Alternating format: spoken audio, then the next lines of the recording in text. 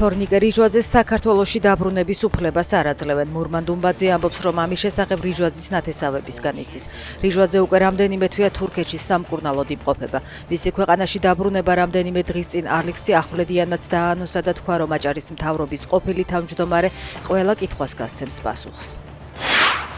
ყოფილი ცოლის დაჭრისა და მეგობრის მკვლელობის საქმეზე დაკავებულმა ბრალდება აღიარა. თელავის სასამართლომ 43 წლის კაცს აღკვეთის ღონისძიების სახით პატიმრობა შეუფარდა. დანაშაული 29 ოქტომბერს სოფელ ძველანაკში მოხდა.